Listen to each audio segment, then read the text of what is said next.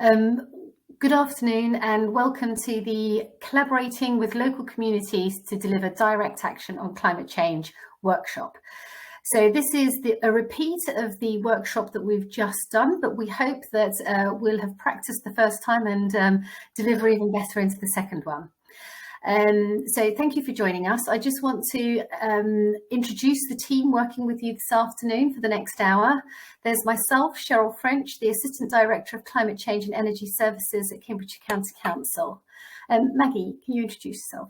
Yeah, hi there. My name is Maggie Pratt. I'm Programme Manager in the Climate Change and Energy team. Sarah. Hi, I'm Sarah Wilkinson and I'm the Energy Manager. Emily.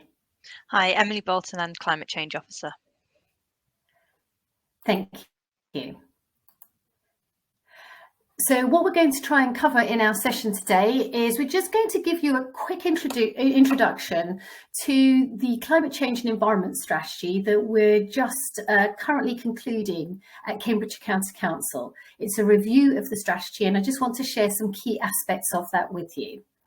Then we're going to go into Sarah Wilkinson's set, which is on carbon footprint and Cambridgeshire County Council's carbon footprint, and just how are you calculating your own carbon footprints in your parishes. And then the last section is going to be on actions, and this is Emily and Maggie, and what are the actions that you as the community are already taking? And we'd love to hear your ideas. We have a chat function to the right hand side, so please do put comments in there. And I just wanted to see whether I'd placed a chat comment which was welcoming you to the group, but also if you've declared a climate emergency in your parish, please do let us know. And we'll be looking to track that and have a look at that. So just starting on my section, which is around the climate change and environment strategy. In May, many of you will know that a new joint administration took leadership of Cambridgeshire County Council. And as part of that leadership, they put climate change as one of their top priorities and how they wanted to look to bring balance between the environment, social and financial considerations for Cambridgeshire. And part of this process was to review the existing climate change and environment strategy and to look at the targets and to see how we can move from a strategy which is very much at a level of trying to encourage people to accept climate change to a new strategy which is about we don't need to encourage people to accept climate change. We already see the evidence there. It's happening. We see it globally around the world through some of the disturbing weather that we've experienced. And so now it's about saying, how can we start taking action and how can we take that action swiftly? So the first thing we want to introduce is that as part of our new strategy, we're looking at a target for Cambridgeshire of being net zero by 2045. 5 years earlier than what the government's target is, which is 2050. And as part of this, it's also saying, not only do we want to be net zero, but how can we double nature in Cambridgeshire? Because we're one of those communities which already has less nature than many other areas. So we're starting from a low baseline and we've got to really see how we can improve the nature that supports our well-being and our lifestyles. So the strategy is based on the same themes as in the previous version. It's on mitigation. So what are the actions we need to do to prevent or cut carbon emissions? So stop burning fossil fuels and start using clean electricity as an example. It's adaptation. It's how do we help our communities accept that weather is changing, it's going to continue to change as climate impacts come forward. So what is it we need to do to support people's lifestyles and to support people living in the community, especially the vulnerable, so that when weather impacts do come our way, that we are resilient to those. So, for example, how are we managing the threat of flood risk? How are we managing drought? How are we managing overheating? How do we ensure that all our key infrastructures, like electricity, can get through to hospitals if there are significant floods in our areas, just like we experienced a couple of years ago? And then the third theme is natural capital. And so this is about the protection and actually regeneration of nature for us. So we're looking at setting not only the Cambridgeshire-wide target, which is for everybody, so it's businesses, communities, the transport, the housing, what products and services are delivered in Cambridgeshire or brought into Cambridgeshire. It's about also us as an organisation saying we have control over quite a large budget that we spend on your behalf to deliver services to communities. So that's around £750 million. And we also have a lot of buildings, we have land, we have highways. So what is it that we can do to drive action and support change? So we've committed to a 2030 net zero target. So all of our buildings will be fossil fuel free. The ones that we own and occupy by 2030. We'll be looking to change our pool cars so that those are electric cars, and we'll be looking to substantially improve our energy efficiency into our buildings. We're also looking to ensure that the work we do aligns very closely with our district council partners and all our other public sector partners. There's no point trying to not collaborate, because the benefit we get by collaborating is we amplify the impact that we can have. So we're keen to work with our public sector partners, plus our businesses. So for example, we have a very large number of SMEs, so small and medium-sized businesses in Cambridgeshire, which need our support to look at what they're doing and how they might adapt products and services into the future, like air source heat pumps, or delivering new IT services which can help us in terms of connectivity. What is it we can do with our businesses to support them to change? But importantly, it's also our communities. So already individuals and parishes and community groups are doing a lot. And actually some of the ideas and the skills and knowledge out in our community is greater than what we have inside our organisation. So we are very keen to actually learn from you as a community, but also where we can help you or where there are things that you depend on for us, we can have a conversation about what is needing to change. But really importantly, there is a new language around carbon. And I think there's also probably one around nature, something like ecosystem services, that we're starting to use in our everyday work at Cambridgeshire County Council. But it's terms like net zero or carbon neutral. And I don't think there's universal understanding. What does this mean? What does this mean when we start calculating carbon footprints? How do you use that? And what does that mean in terms of policy making? So at Cambridgeshire County Council, one of the key things we're trying to do is ensure that we become carbon literate. So officers like myself and the team here supporting you, that councillors can access carbon literacy training, and that we can start having conversations around targeting where and how the best and biggest bangs for our buck that we can make, so that we make the biggest difference quickly. Now, between now and 2030 is the critical time. So just quickly moving into what our strategic priorities are that we have set in the strategy. So low carbon transport. So this is not just looking at how you move to electric cars, but it's how do we support buses to become electric. We've got 30 new electric buses that are going to be coming into the South Cambridgeshire area. And what is it we need to do in the more rural communities to support electrification of transport for the more rural communities? Or what is it we need to do in terms of connecting cycle paths between two rural communities, so it's easier not to use your car and it's more fun and healthy to travel by bike between villages? So there's a lot we've got to do on transport. We also have waste that we need to deal with, and this is around consumption. Some of it is to do with culture. And what's very clear when we look at a planet of 10 billion people by 2050 is that consumption at the level that we consume in the UK and actually in Cambridgeshire is not sustainable. So we've got to become more efficient with the things that we buy, the things that we use, and we've got to just consider sharing things that we don't use every day. But within that, we've also got to think about how do we use the waste that we've mined, we've transported, we've created and used energy on to make into products. How do we retain the value from those products and reuse or recycle?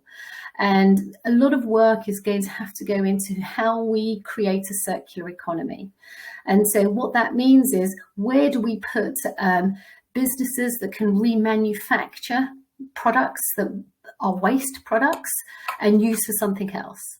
So there is some significant time, effort, thinking that needs to go into that. We also have low carbon buildings. Now, all of us live in homes or some type of home, and between now and 2050, all homes need to come off fossil fuels. So in Cambridgeshire, that's going to be somewhere around 350,000 homes need to be retrofitted. Now, the challenge of that is significant, and we're going to have strong collaborations between parish councils, individual homeowners, councils as in social housing, to try and achieve the scale of change. But it's particularly important for vulnerable community members and people who are potentially going to be suffering fuel poverty. We need to really think about how we're going to tackle getting homes retrofitted. At County Council, we also have to think about our buildings, our County Council buildings. And just so you know, Sarah has just taken 22 of our buildings off of oil and gas, and has cut our carbon emissions by 1/3 during this last year. These projects will finish in March, but there's 22 projects which we hope will be finishing early spring. And to cut 1/3 of our carbon emissions from buildings is quite an achievement, but we want to do more. Just looking to the right of this building, slide, we've also got land use and green spaces. Land use is a really big issue for us to deal with in Cambridgeshire. We have got, fortunately, some of the best or sort of most prevalent lowland peat in England. And this means two things. One, that if you are clever and manage peat, it can be a significant carbon sink. So it can trap carbon into the future and help us in our endeavours towards net zero. On the other hand, it's also peat is part of our farming land. And so we need to be clever and think about how we can manage some of our farming practices.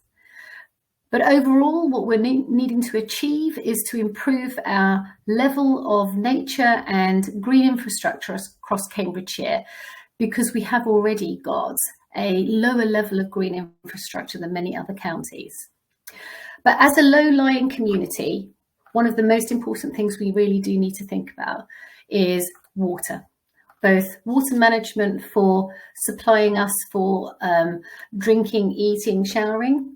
So the supply side, but it's also about how do we manage flood risk when we get significant levels of water coming through warmer, wetter winters, and then how do we manage with the droughts in the summer when we have drier, hotter summers. And that's not even accounting for us just being low-lying and what happens in the future should there be greater instances of let's say risks from sea surges. So water must be a priority. So we've got to demonstrate and work with communities and show leadership where we have control, and we want to support others to lead in the areas that they have strengths. So for example, if it's on transport policy, it would be the Combined Authority. If it's on local planning, it's with the districts.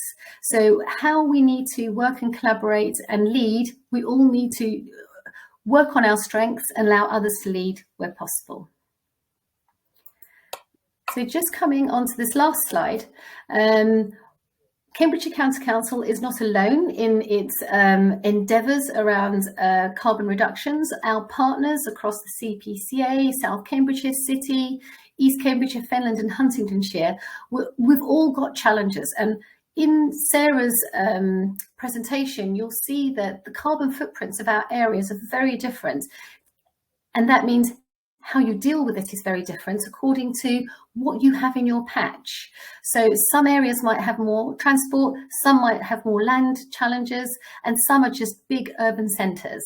So what we've got to think is rise above all those individual parts and say, how do we work and collaborate with you to be able to just cut emissions and grow nature? So my question is, how can Cambridgeshire County Council and its strategy help you or inform you in your community to take forward climate action? So Maggie, is it okay if we can have a couple of minutes just to see people's responses?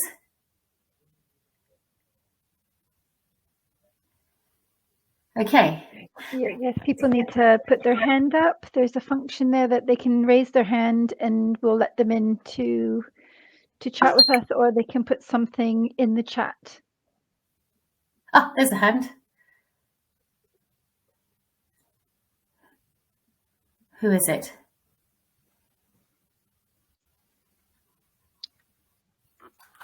Good afternoon. Hello, I'm Brian Watson. I'm a parish councillor from Sutton, just to the west of Ely.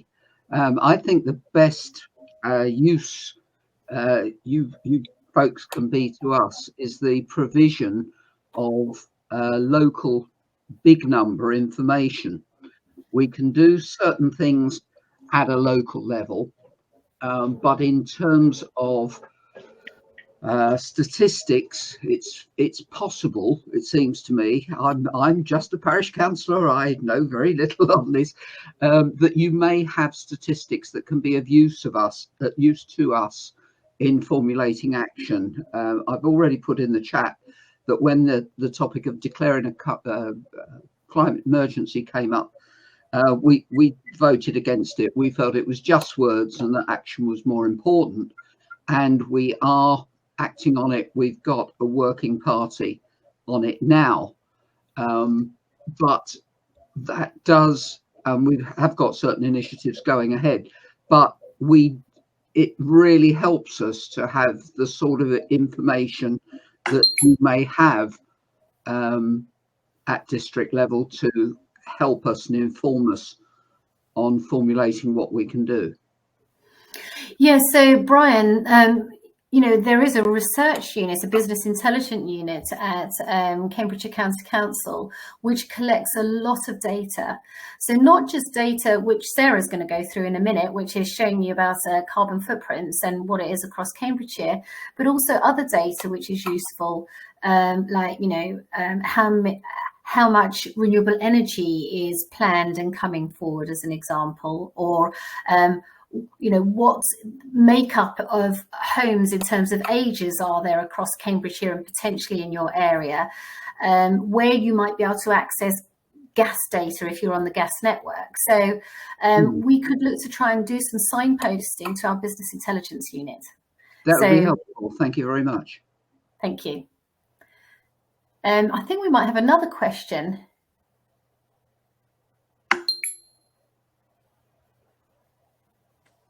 Is that someone else? Oh, Paul.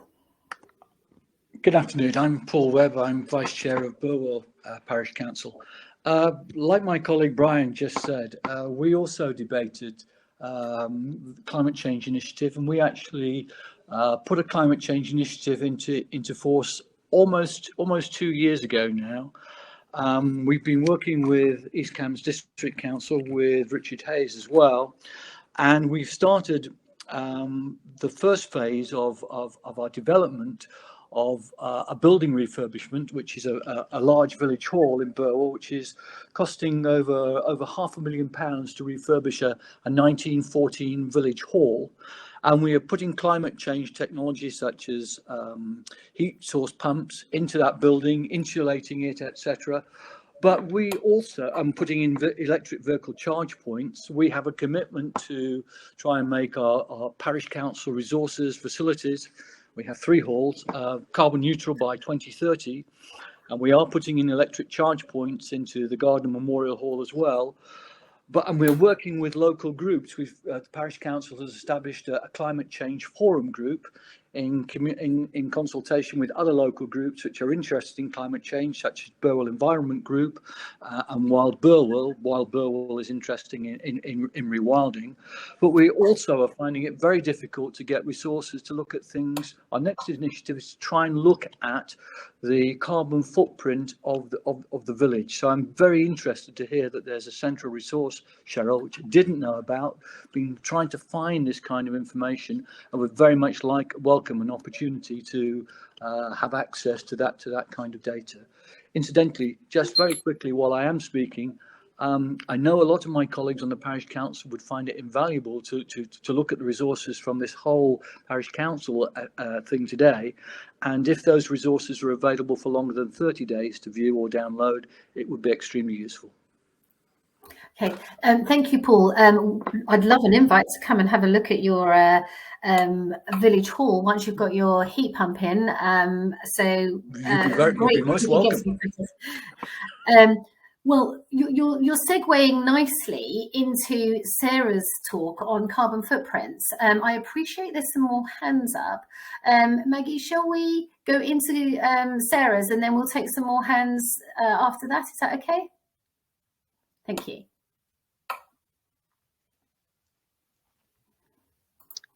Okay, good afternoon, everybody. So I'm going to talk to you about the evidence base and carbon footprinting. Firstly, on the evidence base, we've had a very significant report from the IPCC published last summer, really confirming what we already knew, but with a lot more evidence behind it. Over 14,000 peer-reviewed studies were analysed, and they've used the word unequivocally for the first time, unequivocally caused by human activities, and virtually certain is the good news bit that changes can still be limited. That will require rapid and substantial reductions in emissions though. Warming is expected to hit 1.5 degrees in the early 2030s already, so we are running out of time and we have to act quite quickly. To do what we can in the next decade or so is going to be crucial. Here in the UK, we were of course the first nation to set a legally binding target for greenhouse gas emissions reductions to net zero by 2050, but we're currently as a nation not on track to deliver future carbon budgets. Transport is still the biggest source of emissions in the UK, responsible for 27% of all greenhouse gas emissions in the latest data. And interestingly, when you look at provisional data for 2020, it shows a 9% reduction on the previous year in overall emissions due to the COVID-19 pandemic, primarily due to large reductions in road transport during the lockdowns as everyone stayed at home, and also a reduction in business activity. There was a slight increase in residential emissions as again, more people had stayed at home. But whether this reduction will be retained as we come out of the pandemic is questionable, and we do expect emissions to rise again when we get the figures for 2021. The UK, of course, is already seeing the impact of climate change, and Met Office State of the Climate annual report. I put some of the figures that they've said in their 2020 report on the slide here. They have actually just this week published the 2021 report, which I need to have a more detailed look at. But the upshot is we are seeing evidence of warming and more extreme weather events already. So if we look at the carbon footprint of Cambridgeshire, I've got the latest data here on this graph, which I've split into the 5 districts in our county and different sources of emissions. So we've got industrial, commercial, public sector, domestic, transport, and that green bit is land use change. So obviously We've got very different characteristics in each district. The grand total for Cambridge is smaller because it is a smaller area, and you've got obviously a city there. East Cambridgeshire and Fenland, large green areas due to the large agricultural uses of land there. Huntingdonshire and South Cambs have got a much bigger transport section in their emissions data, because we've got the A1 and big roads going through there. So you do get quite a lot of detail. There's a lot more data behind this in the different CO2 emissions between the different districts. So overall, those CO2 emissions across the county have reduced by nearly a quarter since 2005. CO2 is the majority of the picture. It's not all of it, though. It accounts for about 80% of all emissions in the UK. When we add in other greenhouse gas emissions, we've made an estimate that the total then gets to 7.3 million tonnes, and that's all greenhouse gas emissions across the county. And what we find is those emissions are higher than the national average here in Cambridgeshire, both per person and per kilometre squared of area.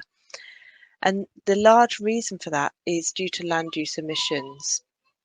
We've got a large area of peatland and the fens, and what we find is, I've put this map here, these red and orange areas are showing where there's carbon emissions from land use, whereas those dark green areas we can see in some other parts of the country are where land use is actually a net sink, for example through forestry.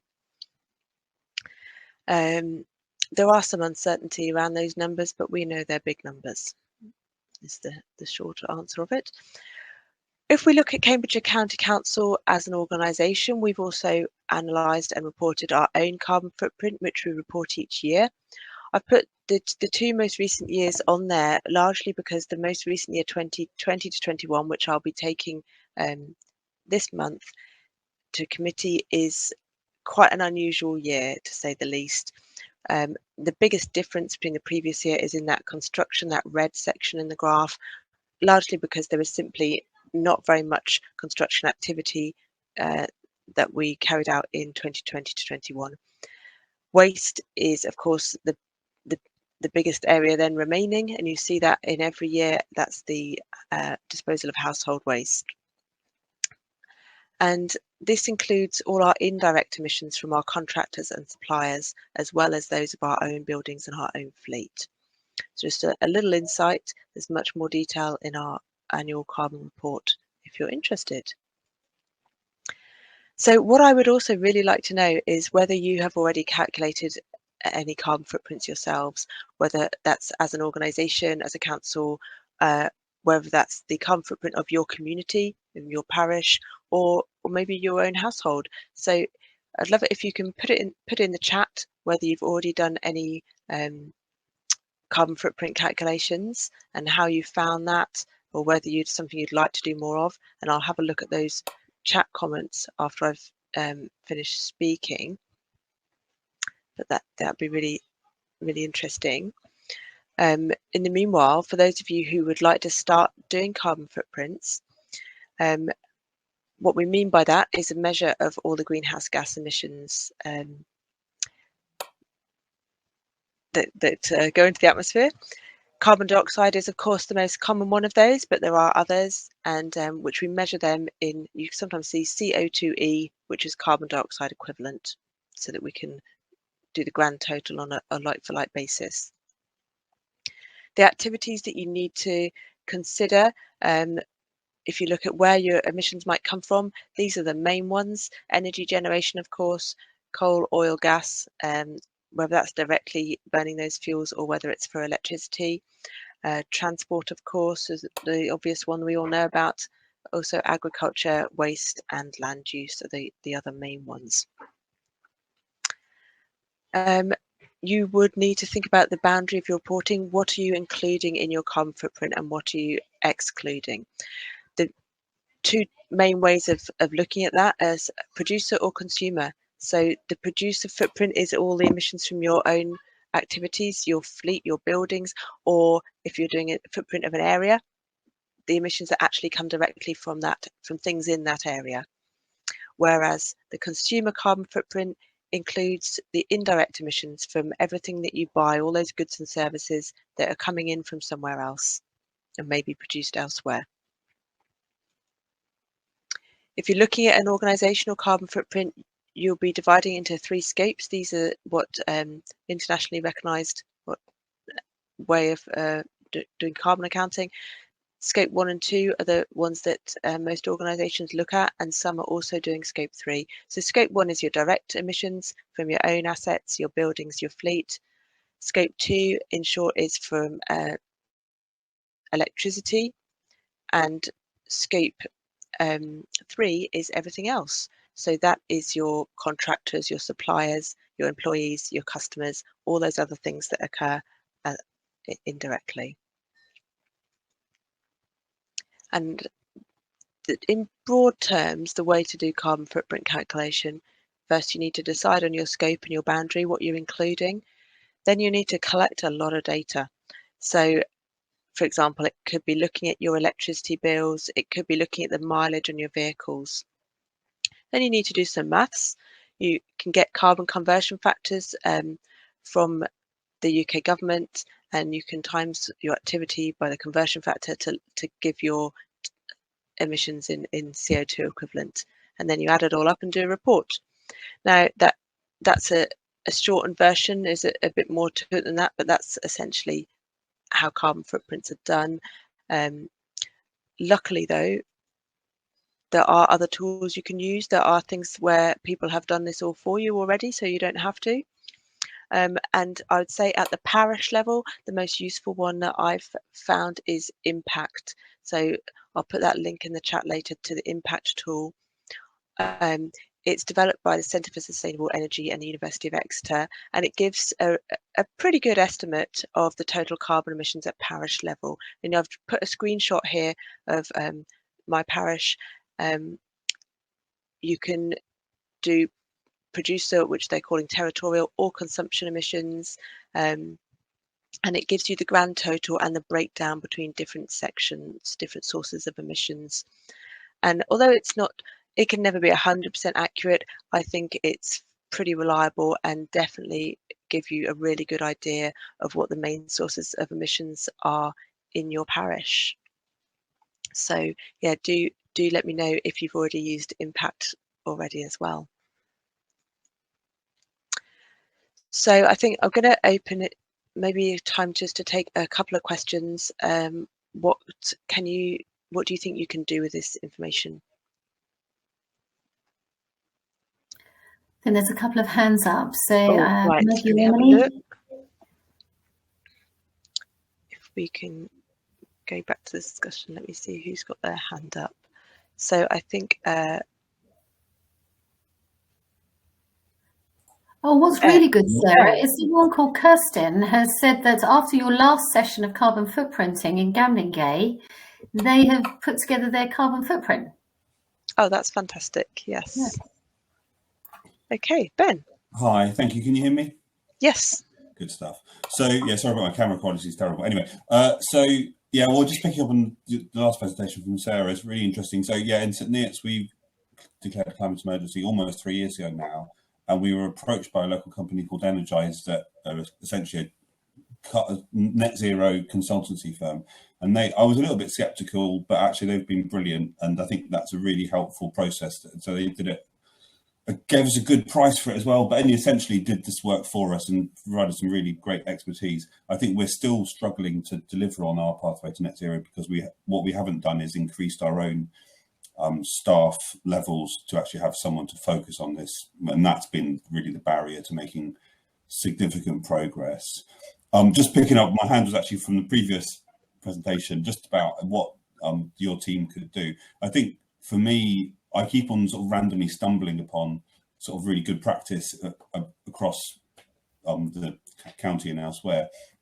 So maybe this has already been answered, but like to have just a sort of repository for case studies, I think would be really helpful to say, like, we've done the odd thing that's gone really well and some things that haven't gone so well. And I'm sure other you know, all layers of government have had similar experiences, and just a place where we can share those stories, I think would be really helpful.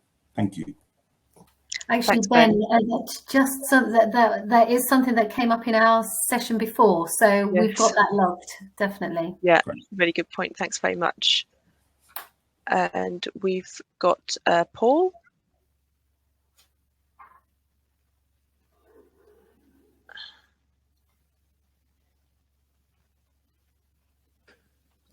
I think it was probably from the last session, but I just wanted to say that I think the idea that Ben just shared with us is a really good idea, to have a repository across county for various case studies, but also for the tools available as well. I was very interested to hear that he'd used they'd used a local firm to enable them to get a carbon footprint. I wonder if Ben could give us any idea at all of any costs involved in looking to do that. Maybe Ben can put something in the chat if that's possible. But yeah, thank you. That's really helpful. Any other questions, or shall I move on now to the next section? I'm not seeing anything else in any other hands up, so I'll hand over to Emily next. Thanks very much. Hi, yes, Maggie and I are going to go over some ideas and examples from other parishes and other community groups about the types of action that they've taken and how they've started building their action plans. So far in this session, we have talked a little bit about declaring a climate emergency in the chat. We've just gone over how to calculate your carbon footprint, which is really very much the starting point for an evidence-based approach to tackling climate change. Because as Sarah demonstrated, it enables you to focus your efforts to those really big hitters which are your key emission source. Within the action planning process, we would also encourage you to think about things that you can do as individuals and as your community, and also separately those things that you'd need others to do. And that helps you to guide where you can crack on and just do things without needing the influence of others, and perhaps those other actions that you need to start using influence and lobbying to see progress taking place. We'd also encourage you, when you come to doing your neighbourhood plans, to incorporate climate consideration into those. So as a starting place for your action plan, one way you could do this is to look at our strategy. So you've already seen this slide from Cheryl, and she's gone through some of the things that we're looking at when we come to tackle climate change. However, many of these are also applicable at the community and local level. So for example, encouraging low carbon transport. For us, we're looking at it as the Highways Authority. So what's the big strategic stuff we can deliver? But you might look at it in terms of how can you share information amongst your community about switching to electric vehicles. We've already heard from Buckden about them installing charge points at their village hall, and those sorts of things that you can crack on and do yourselves. So think of this as a starting point to hopefully trigger some ideas for what you could do. And now I'm going to pass on to Maggie, who's going to run through some examples from our communities. Thank you, Emily.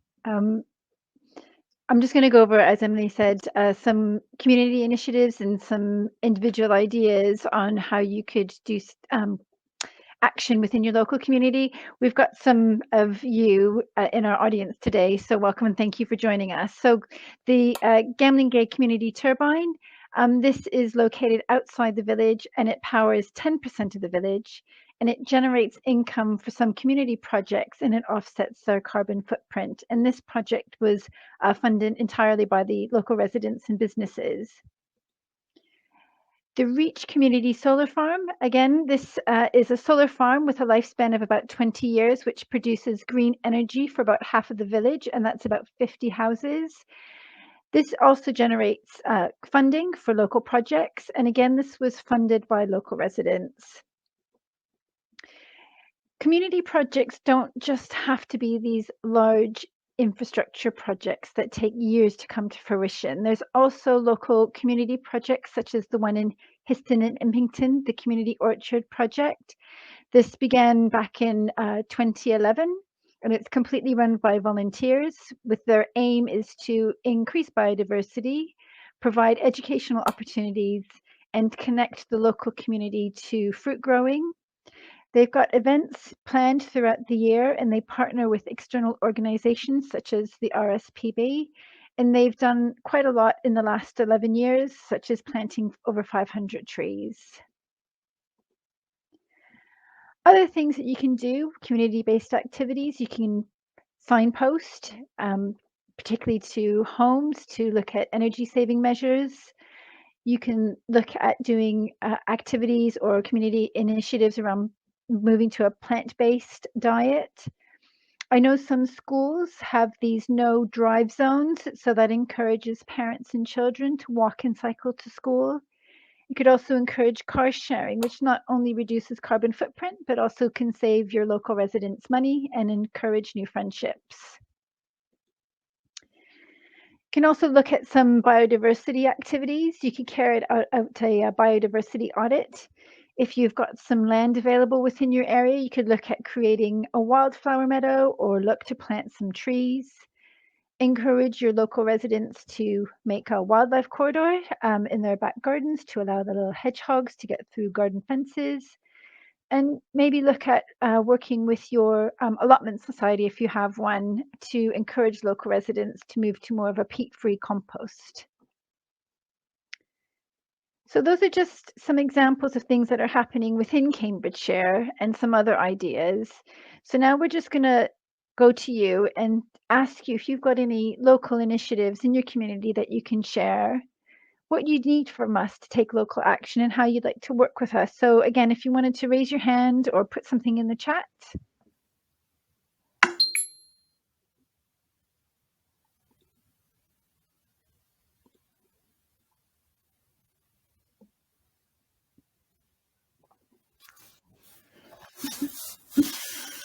Hello, can you hear me?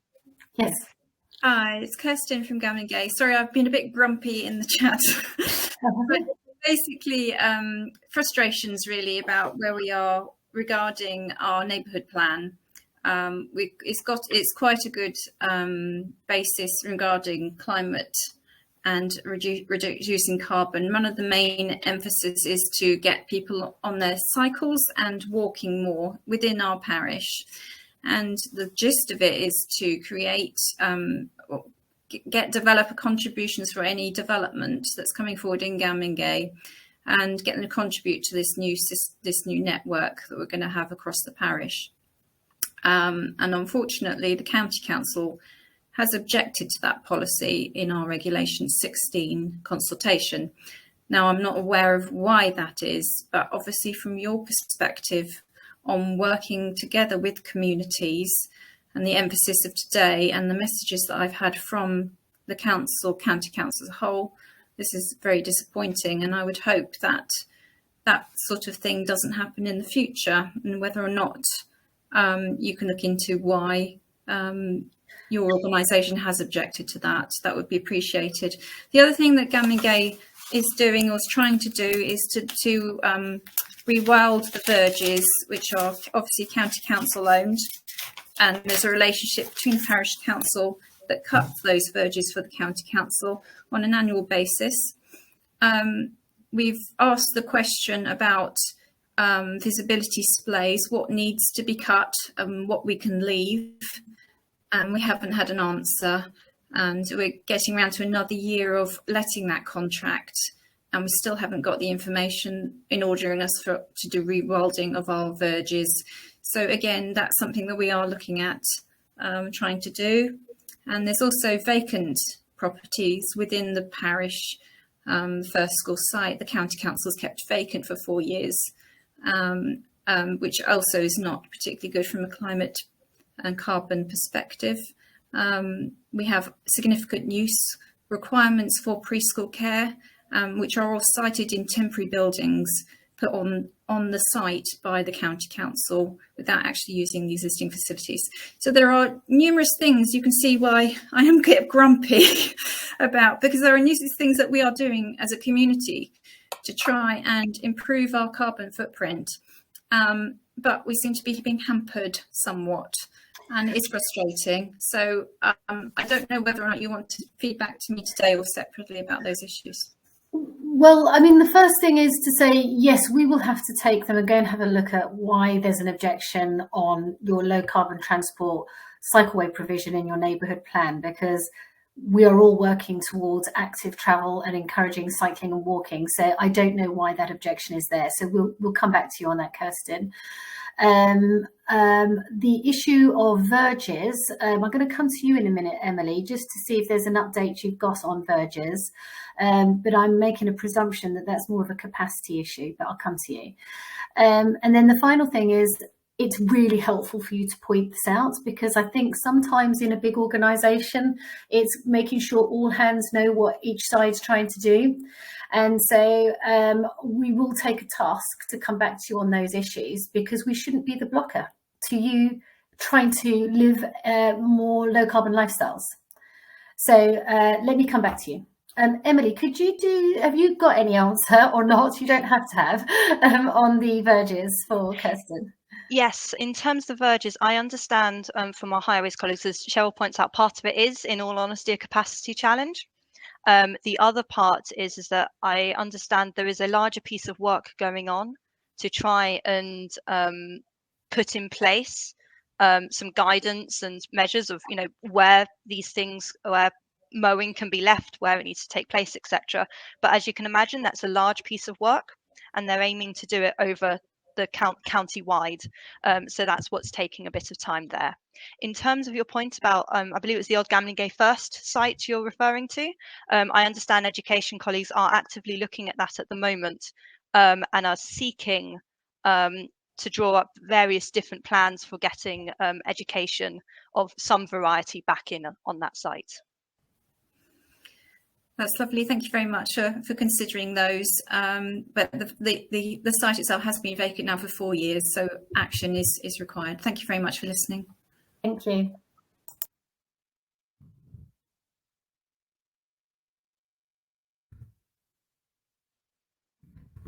Anybody else?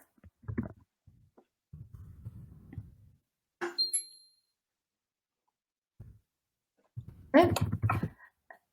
Okay, so if there's any... Someone's got a hand up. Okay. Oh, just quickly, I'm just interested to know, with the County Council's 2030 target, is that including offsetting, or is it, well, how's that going to work? I think it's just scopes 1 and 2, I think I saw, but just in terms of relating it to how we're going to approach the same challenge. Okay, so between Sarah, shall we go as a combination answering this? So it is net zero as a target. So as you say, the elements that we might have to consider offsetting are some of our vehicles like gritter vehicles, where we may not have solutions in place by 2030 for either a hydrogen or an electrified option. But as much as possible is going to be actually cutting emissions. Separately, we are working on a strategic project which is called a Cambridgeshire Decarbonization Fund. And this fund is about saying all emissions that can be cut need to be cut. But there are some emissions that are very, very difficult to cut. And I'll just give an example. We have businesses providing meat, as an example, to Tesco's or Sainsbury's, where you need time to change the products or services that you're delivering. So we are wanting to create a pipeline of projects which are community-based projects, nature or emissions reductions in vulnerable people's homes, or EV charging, something like that, where we can put those carbon offsets into. And so that's a process that we're just developing now. Sarah, did you want to add anything on that? No, I think that's the main point, really, is that it's not just a matter of offsetting everything. It's reducing everything that you can reduce, and then looking at those offsetting the last bits that there's no other options for. Yeah, and sort of the rule is that you'd be wanting to get to roughly at least 90% if you can of reductions. Anything less doesn't feel like you've worked hard enough. So I don't know, Ben, if you've got a view on that. Me, sorry. Yeah, no, I think it's something that we're sort of grappling with, really. So, you know, the first cuts to our emissions are the easiest. You know, those are the ones we're first drawn to. And then, you know, the process gets increasingly more difficult. So in the report that I mentioned from this company Energize, there was quite a lot of offsetting, you know, that was recommended. Essentially, it was looking at what can we do now. If we were going to do it in a year, this is the process that we would go down.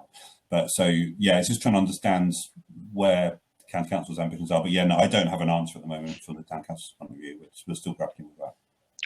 That's the thing, isn't it? Doing what you can do. What can we do now? What can we do next year? What can we do in the next 5 years? I do think that it's important, and it's an area that we're trying to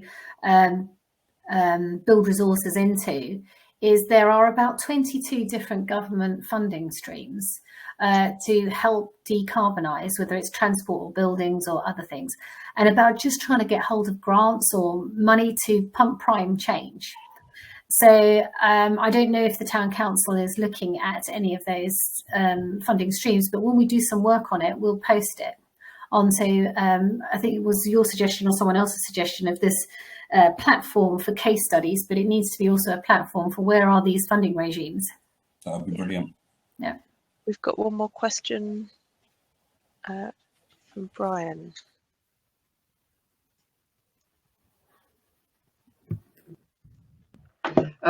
Yes, we've got an interesting situation in Sutton over greening of verges, in that there are some verges within our parish that are owned by the county council, some that are owned by the district council, and some that are owned by the parish council. And overlapping with that, we've got at least 3 action groups who are very keen to re-green them. We've got let's see if I can remember them all. Well, there's the Garden Club, there's the Conservation Group, and there's a Public Spaces Group. And in all cases, they share some people, but they don't necessarily all share priorities.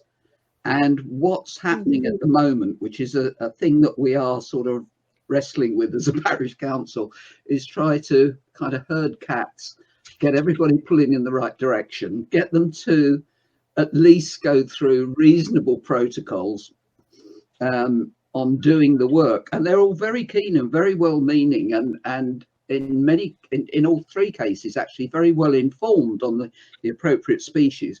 But what seems to be happening is that one group does a thing and then dumps the bill for maintaining it on us, and whether that's simply cutting verges in such a way that it doesn't take the tops off all the bulbs that they've surprisingly planted to come up in March or April, or they may have species that have got to have a close mowing around them but not over them. And I'm sure we're all trying desperately hard to get the area appropriately re-greened and maintained, but I've got to tell you, at a very, very local level, sometimes I mean, I'm fairly thin on top at the moment, but hair has been pulled out over this, and not just out of my head. Actually, Brian, I mean, you do mention something there which is quite critical, which is, so, you know, the reason we got ourselves collectively into this position of, let's say, cutting as much wildlife out of grass verges as possible was to cut maintenance budgets generally. Yeah. Right, and now we find ourselves in the position that actually that hasn't been helpful for nature, and we want to go back. So inevitably, we have to understand that there is a management process that then comes with it. But where does the maintenance funding come from? And just out of interest, on the verges that you're cutting, is that your parish precept picking that up? Some of it is. We do get help.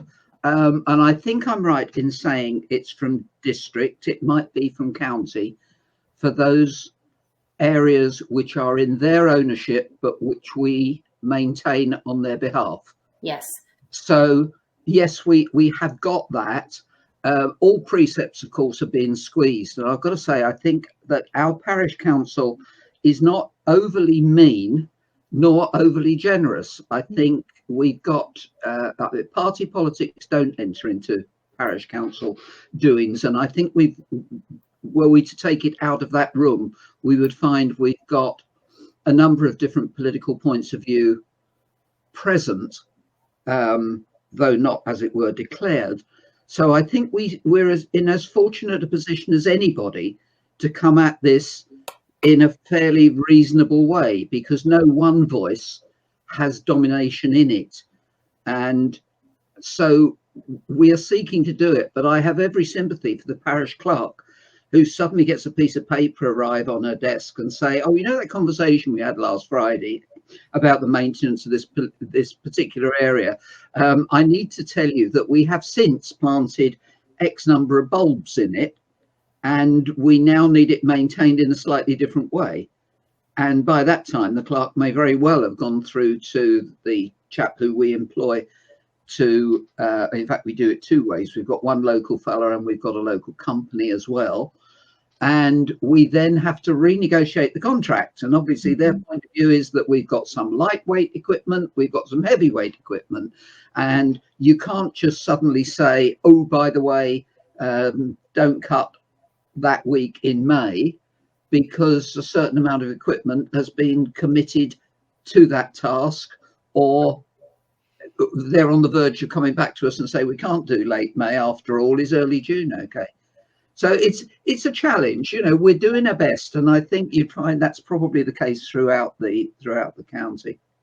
Actually, Brian, you've just actually highlighted something that our strategy struggled with as well, which is how do we manage with change in terms of contracting? How do we build sort of uncertainties into, let's say, procurements, so that when change happens, that you don't then pay through the nose to accommodate that change? And then separately, how do we do this differently? Well, the smart move is to set, I've been involved in various businesses all through my working life, and the smart move is to build in flexibility. Flexibility costs is a percentage that you build into a contract, and you say, if this, then that, and you have that much agreed as far as you can predict it at the beginning. Our particular local difficulty is that with so many extraordinarily well-meaning and motivated people acting more or less as individuals, they are not compliant with whatever contracts we have got set up. Whatever flexibility we build in, you can guarantee that they come back with something that we haven't thought of. And I do think we're a very well informed parish council on how to address these various issues. So it's when somebody throws you a curve and says, oh yes, you know, the Queen's Tree Initiative, well, we've ordered 150 and we would like to stick them in such and such a place, and it's going to be this year. Well, maybe, just maybe, we've agreed our contract for cutting, and so any flexibility has got to be done by one fella with a mower rather than one company with a vast amount of plant machinery at their disposal. It's a challenge. Yes, and what is it? I mean, I agree, it's a challenge on the enthusiasm that people want to do something, but inadvertently create other challenges. What do you think we can do about it? Oh, if only it's strong-willed people. I mean, the beauty of having a parish council is that everybody sits down periodically, talks things out, and then people don't act individually. But the problem with voluntary groups is you can't sack them, and you can't really manage them in an effective way. If somebody goes out and says, we planted 30 trees, and then tells you they've done it, you've got to respond to that. And I mean, I took a fairly firm line at the parish council meeting earlier this week, actually, And let's take the hypothetical 30 trees. I would be minded just once to pull them all up and relocate them. Just to make a point. We are out of time, Cheryl. Our are as good as theirs, but Yeah. it's very tricky when budgets are very tight to build in flexibility. Yes. And to actually do a lot of the environmental work that our working party is absolutely busting to get on with. Yes, I agree. So, Brian, I think I just got the hint from Sarah to say we were out of time, but it's helpful to understand that actually there are people doing stuff, whether it's what you want or not, but they're just eager to get on. Yeah. What we did get out of the session today was that we need to consider a place where parish councils can look at case studies, grants, and share information. And it looks like there's a lot of enthusiasm to take forward net zero in terms of carbon footprinting. We've got to do something about the verges. This is coming up repeatedly.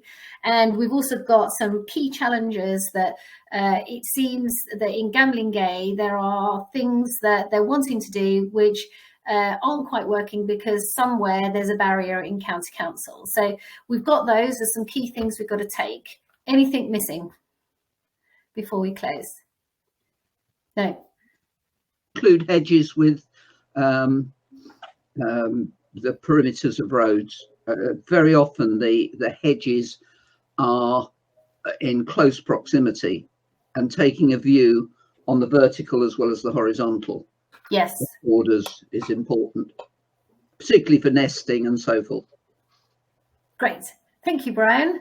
And I just want to say thank you to everybody from the Parish Council Conference for attending our workshop. I think we were slicker this time, and hopefully there's been some information that we've shared with you that's useful.